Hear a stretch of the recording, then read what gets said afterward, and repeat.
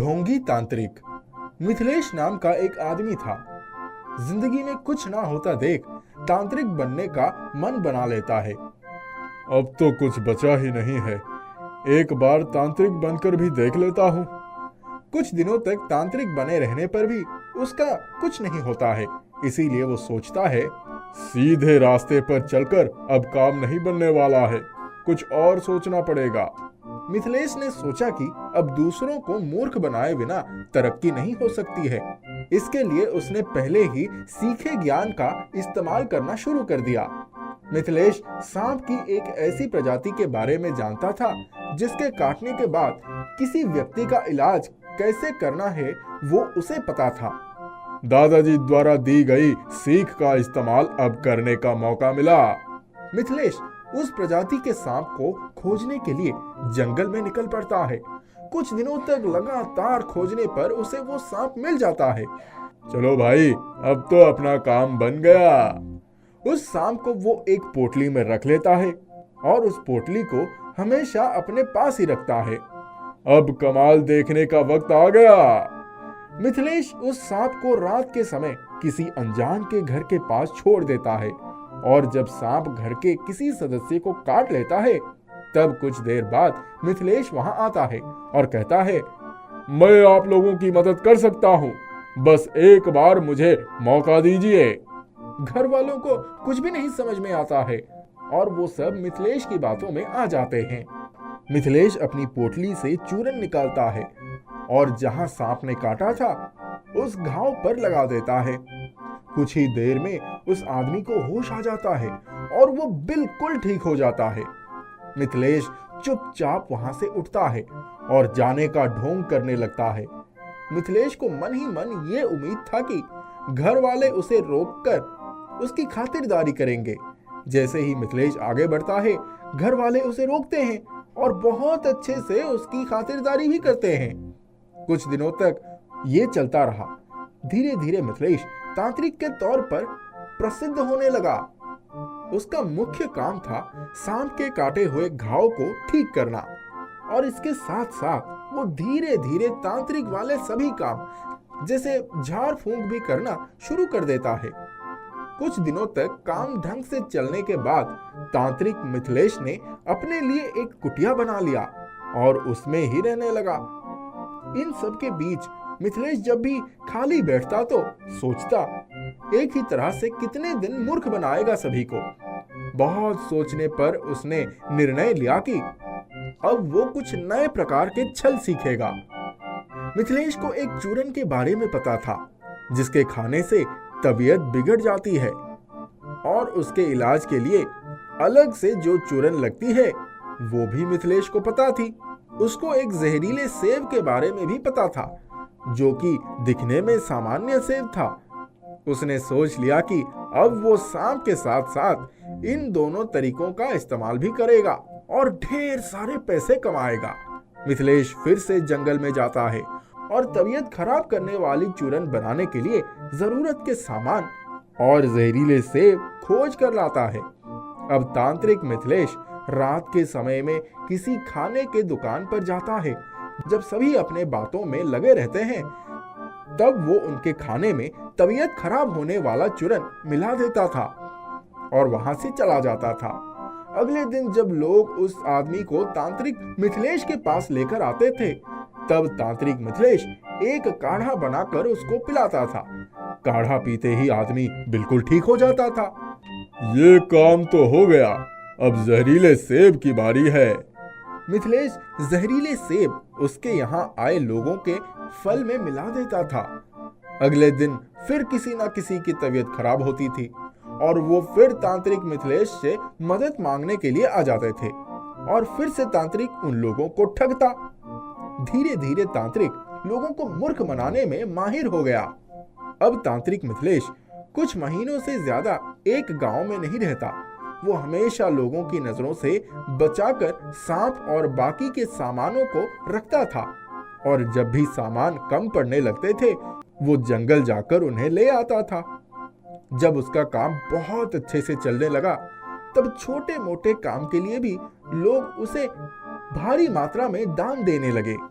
इसीलिए अब वो अलग से मेहनत करके लोगों को मूर्ख नहीं बनाता था, क्योंकि उसे पकड़े जाने का डर रहता था। जैसा काम चल रहा है अब वो अच्छा है, अब इससे ज्यादा लालच करूंगा तो सही नहीं होगा।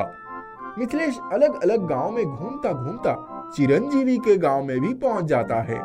तांत्रिक मिथिलेश पहले से ही बहुत प्रसिद्ध हो चुका था, इसीलिए वो जैसे ही उस गांव में आया, उसे देखने के लिए और अशेष आशीर्वाद लेने के लिए लोगों की भीड़ लग जाती है। तांत्रिक मिथिलेश के लिए सभी एक मैदान सजाते हैं और वहां मिथिलेश बैठता है। कुछ दिनों से लगातार मिथिलेश वहीं बैठा रहा। एक दिन चिरंजीवी वहीं पास से गुजर रहा था।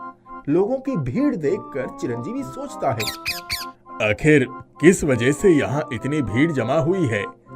पता करने पर उसे तांत्रिक के बारे में पता चलता है। चलो चलकर देखता हूँ अंदर क्या हो रहा है। अंदर जाकर चिरंजीवी देखता है कि सामने तांत्रिक के भेष में एक आदमी बैठा हुआ है और लोग कतार में लगकर उससे आशीर्वाद ले रहे हैं और कुछ न कुछ दान दे रहे हैं। चिरंजीवी ने जब थोड़ी और नजर दौड़ाई तो मेज पर रखी चीज पर उसका ध्यान गया। सामान देखकर चिरंजीवी चौंक जाता है और वो मेज की ओर बढ़ता है।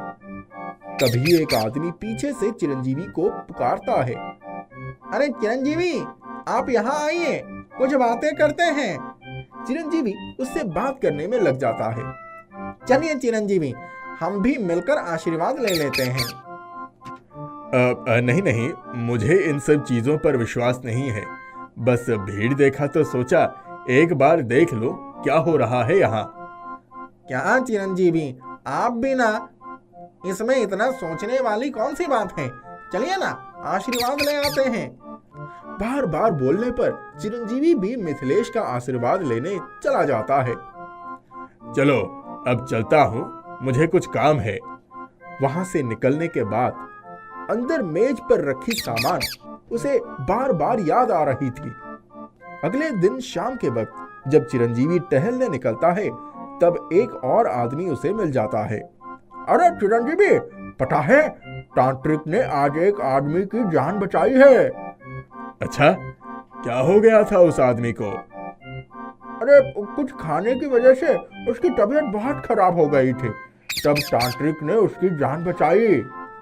इस घटना के बारे में सुनकर चिरंजीवी वापस से परेशान हो जाता है।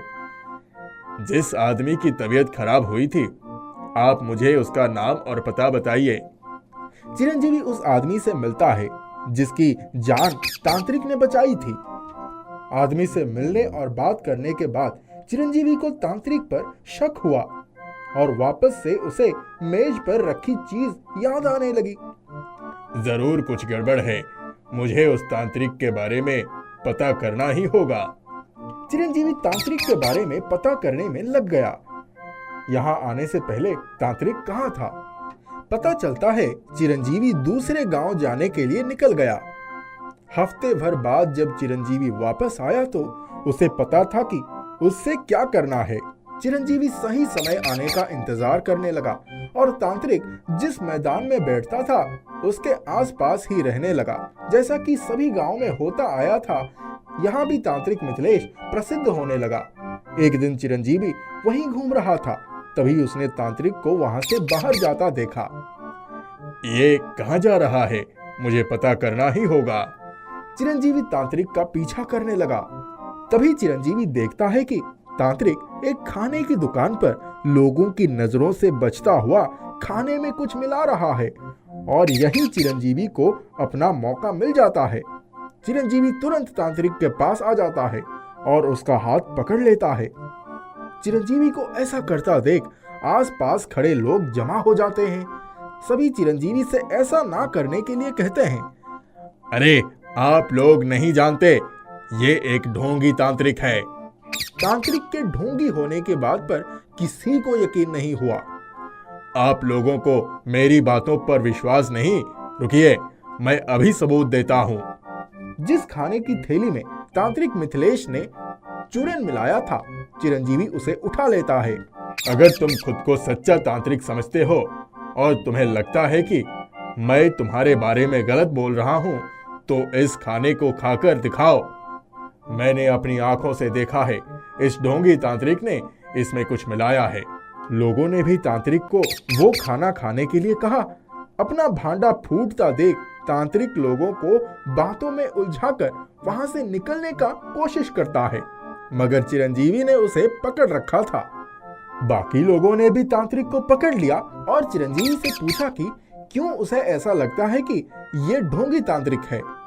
जब मैं पहली बार उस मैदान में गया था तब मैंने मेज पर फलों के बीच बाकी फलों से बिल्कुल अलग तरह के सेब देखा था, जो मुझे जंगली सेब की तरह लगा। और जब मैंने तांत्रिक से आशीर्वाद लेने के लिए झुका तो पास के ही कमरे में एक सांप की फुसली देखी। और जब अगले दिन मैंने देखा कि तांत्रिक ने एक आदमी की जान बचाई, तब मैंने उस आदमी से बात की तो उसने बताया कि उसने एक सेब खाया था। और जब मैं बाकी के गांव में गया जहां तांत्रिक पहले गया था तो वहां से पता चला कि हर गांव में तांत्रिक के आने पर सांप के काटने और कुछ खाकर बीमार पड़ने की शिकायत बढ़ जाती है। चिरंजीवी की बात सुनकर लोगों को चिरंजीवी पर यकीन हो गया और मिथिलेश को लगा कि उसका पर्दाफाश हो गया है। जल्दी बताओ, क्या ये तुमने नहीं किया है? हाँ, मैंने ही ये सब किया था। तुम्हें लोगों की जान की कोई परवाह नहीं। अपने फायदे के लिए तुम इतना गलत रास्ता कैसे अपना सकते हो? तुम्हें बाहर छोड़ना बहुत खतरनाक है।